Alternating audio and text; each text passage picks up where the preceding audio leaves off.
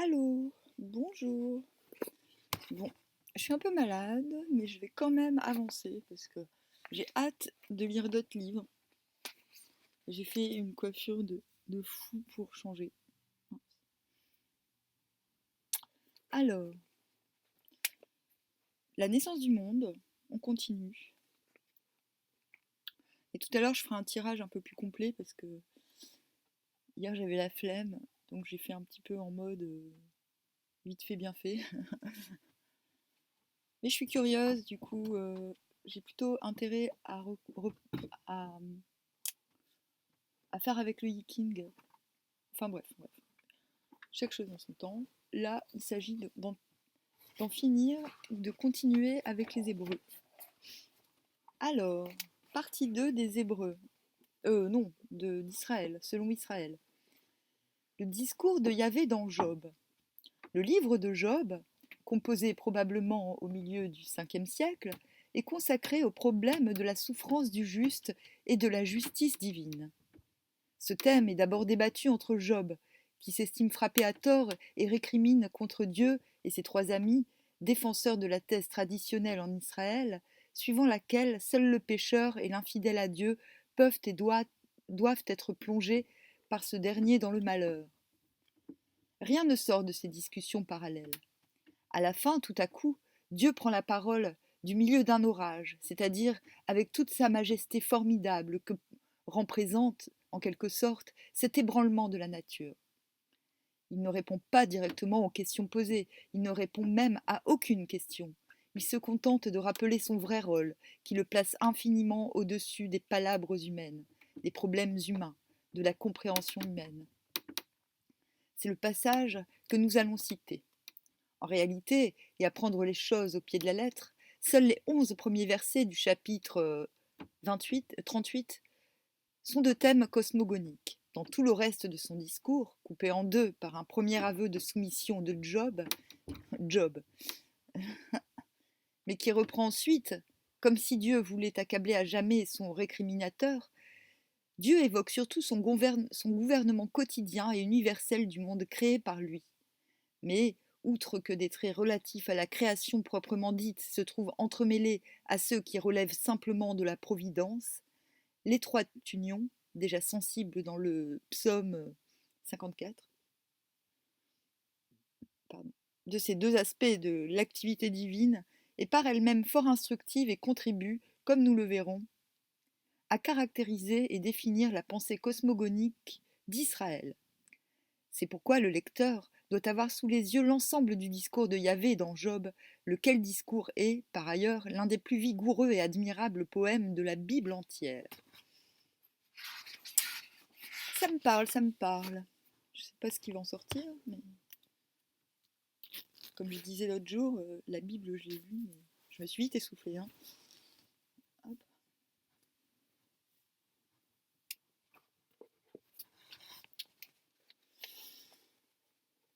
Interpellation de Job.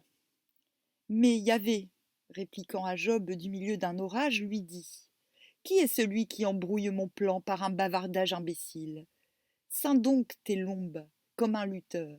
Je t'interrogerai et tu m'enseigneras. » La terre. Où étais-tu quand j'ai fondé la terre ? Indique-le, puisque tu détiens l'omniscience. Qui en a établi les dimensions, si tu le sais ? Ou qui sur elle a tiré le cordeau ? Sur quoi ces socles ont-ils été plantés ? Ou qui en a posé les pierres d'angle ? Lorsque chantaient en chœur les étoiles de l'aube et que tous les fils d'Élohim acclamaient. La mer. Donc ça, c'est intéressant quand même. Hein. J'ai un petit truc. C'est intéressant. Il y avait...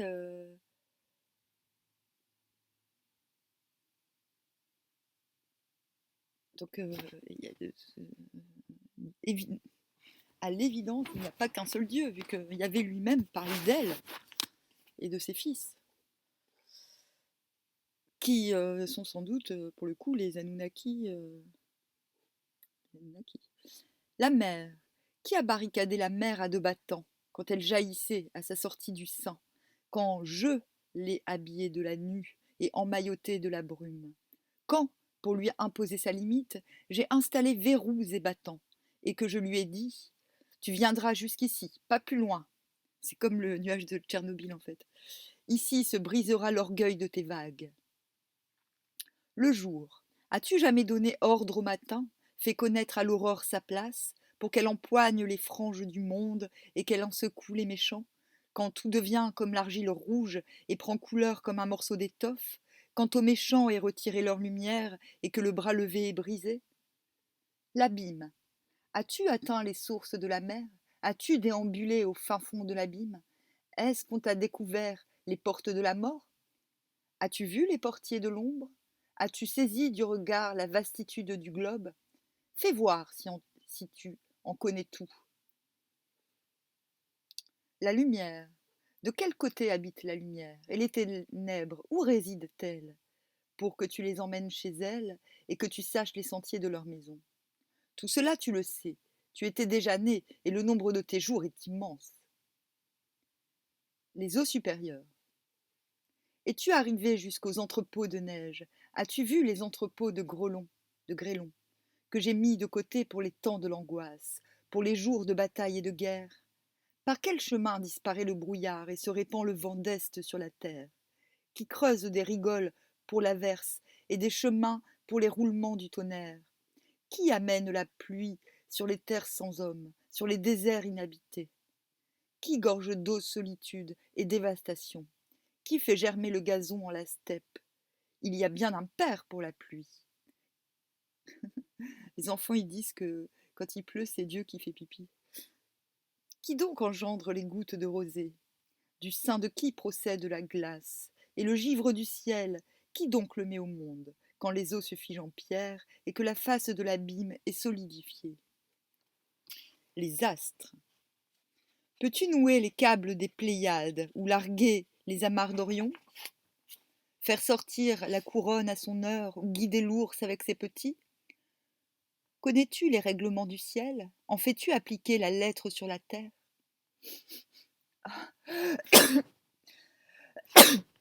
Atchou, ben voilà, j'arrête pas d'éternuer. L'orage et la pluie. Élèves-tu ta voix jusqu'à la nue pour qu'une averse d'eau te submerge? Donnes-tu ordre aux éclairs de partir et te répondent-ils « Nous voici » ? Qui a placé la sagesse en l'ibis? Qui a donné au coq l'intelligence? Qui nombre les nuages avec sagesse et qui penche les outres célestes quand la glèbe se résout en coulées et que les mottes s'agglomèrent? Les animaux, les fauves. Chasses-tu une proie pour la lionne? Calmes-tu l'appétit des lionceaux quand ils sont accroupis en leur tanière ou qu'ils s'installent aux aguets? Les corbeaux. Qui prépare au corbeau sa pitance lorsque sa nichée crie vers elle? Le revoici, titubant faute de nourriture. Ça, c'est intéressant, donc il y a bien elle dans la Bible.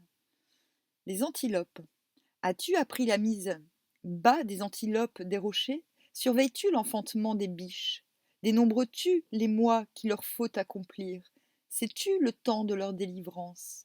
Les voilà qui s'accroupissent et mettent bas leurs petits, qui déposent leur portée au désert, puis leurs fans, ayant pris des forces et grandi, s'en vont et ne leur reviennent jamais.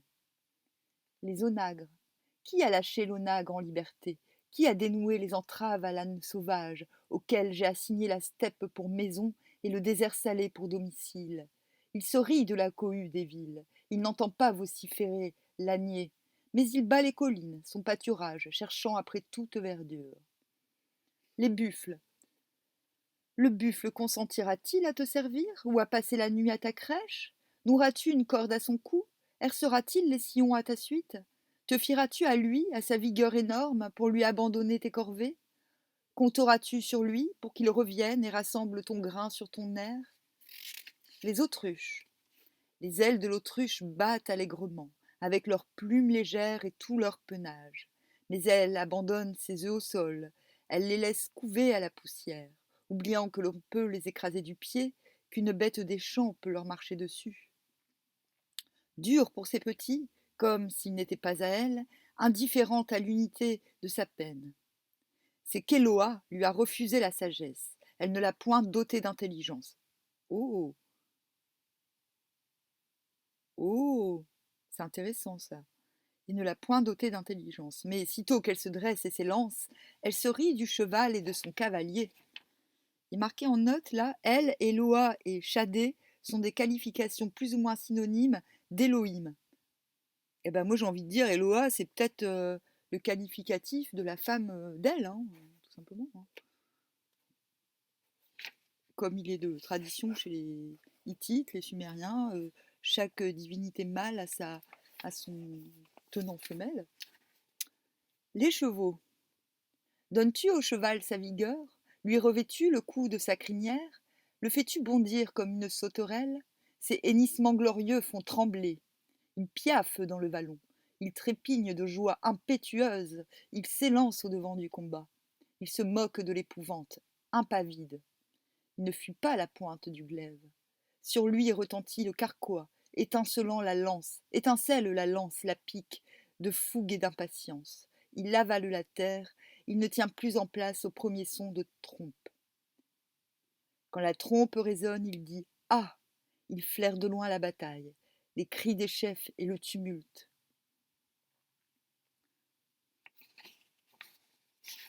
Ouais, c'est intéressant tout ça. Les rapaces. Aurais-tu une idée Aurais-tu eu l'idée d'emplumer l'épervier pour qu'il déploie ses ailes vers le sud? Est-ce à ton ordre que l'aigle plane là-haut et juche son air sur les sommets? Immobile, il passe la nuit sur son roc solitaire, sur son pic isolé, son château fort. De là, il guette sa victuaille et ses yeux fouillent le lointain. Ses petits veulent la paix du sang, ou qu'il y ait des cadavres. L'y voilà! Nouvelle interpellation de Job. Et Yahvé, interpellant Job, lui dit le récriminateur de Shadé, donc Shadé ce serait selon moi la femme de elle, se désistera-t-il maintenant? Répondra-t-il le censeur d'Éloa? Bah, cela confirmerait cela. Réponse de Job. Et Job de répondre à Yahvé. Oui, j'ai été léger. Comment riposterai-je?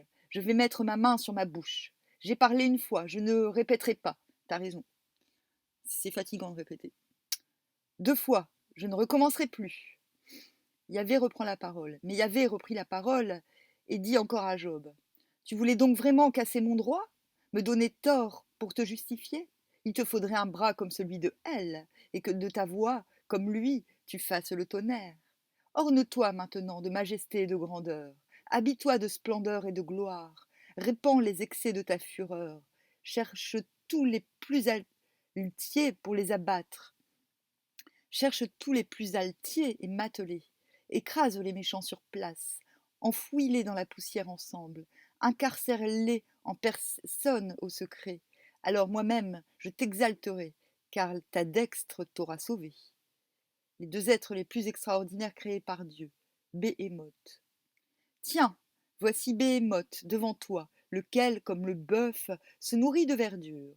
Voici la force de ses reins et la vigueur des muscles de son ventre. Il peut tenir sa queue aussi raide qu'un cèdre. Les nerfs de ses cuisses sont entrelacés, ses os sont des tubes d'airain, sa carcasse est en barre de fer. Ce fut la première œuvre de Elle, mais son auteur leva sur lui le glaive. Il écarta de lui la région des montagnes et tous les fauves qui s'y jouent. Il reste donc vautré sous les papyrus, au secret des roseaux et du marécage, couvert de l'ombre des lotus, environné des saules du vallon. Si le fleuve s'emporte, il n'en est pas ému, impassible quand le Jourdain bondirait à sa gueule. Qui le prendrait à l'hameçon ou lui percerait les naseaux d'un crochet? Bon, un peu space. Léviathan. Pêcherais-tu Léviathan à la ligne? Et lui serrerais-tu la langue d'un cordage? Passerais-tu un jonc dans ses naseaux? Percerais-tu sa mâchoire d'un croc? Te supplierait-il longuement? Te dirait-il des gentillesses? Passerait-il un contrat avec toi? Le prendrais-tu à vie pour domestique? Jouerais-tu avec lui comme avec un passereau? Moi, personnellement, oui. Alors, l'attacherais-tu pour tes fillettes? peut-être pas. Des associés te le marchanderaient-ils pour le débiter au revendeur? Criblerais-tu sa peau de flèche et sa tête de coups de harpon? Si tu poses la main sur lui, pense au carnage, tu n'y reviendrais plus. Ta présomption serait déjouée. À le voir seulement, tu tomberais à terre. Il est si cruel, pour peu qu'on l'excite, que nul ne peut tenir devant lui. Qui l'a affronté sans dommage? Personne sous le ciel entier. Je n'omettrai point sa membrure. Je parlerai de sa vigueur incomparable. Qui soulèverait le dessus de son manteau? Qui entrerait dans sa double cuirasse? Qui ouvrirait les battants de sa gueule? C'est l'épouvante alentour de ses dents. Son dos, ce sont des boucliers alignés, dont la jointure est scellée au silex. Ils sont si rapprochés l'un de l'autre que l'air ne passe pas entre eux. Chacun est soudé aux autres. Ils se tiennent inséparablement. Son éternuement fait briller la lumière. Ses yeux sont comme les paupières de l'aurore. De sa gueule partent des torches et s'échappent des gerbes de feu. Une vapeur lui sort des naseaux, comme d'un chaudron chauffé, qui bouillonne. Son souffle enflamme des charbons, une flamme lui sort de la gueule. En son cou réside la force et devant lui galope l'effroi. Les replis de sa chair sont compacts, on peut presser sur elle, elle ne cède pas. Son cœur est dur comme une pierre, dur comme la meule inférieure. Le glaive ne tient pas contre sa carapace, ni la lance, ni le dard, ni la flèche. Pour lui, le fer, c'est de la paille et les reins du bois vermoulu. Le fils de l'arc ne le met pas en fuite. Les pierres de la fronde lui sont chaume léger. La pique lui semble un fétu. Quand le javelot vibre, il se moque. Il a sous lui des tessons acérés. Il s'imprime comme une herse en la vase. Quand il s'élance, les flots tremblent, les vagues battent en retraite. Il fait bouillonner le gouffre comme un chaudron. Il transforme le lac en un brûle parfum. Dans son sillage, un sentier s'illumine. C'est comme si l'abîme avait des cheveux blancs. Il n'a pas son pareil sur la terre. Il a été créé sans peur. C'est lui que les plus fiers redoutent. C'est lui le roi de tous les animaux féroces. Je ne parlerai pas tout simplement du requin, en fait. Deuxième réponse de Job. Alors Job répondit à Yahvé. Je sais que tu es tout-puissant, que pour toi nul dessein n'est irréalisable. Oui, j'avais proféré, sans comprendre, des merveilles qui me dépassent et que j'ignore. Par ouï dire seulement, j'avais appris à te connaître, mais maintenant mes yeux t'ont vu. C'est pourquoi je m'abîme, contrit, dans la poussière et dans la cendre. C'est triste. C'est triste. Mais je n'aime pas trop. Je n'aime pas trop la figure de Yahvé, qui réduit l'homme en un vil esclave, fauteur et fautif. Bon, je m'arrête là, je ferai le reste demain parce que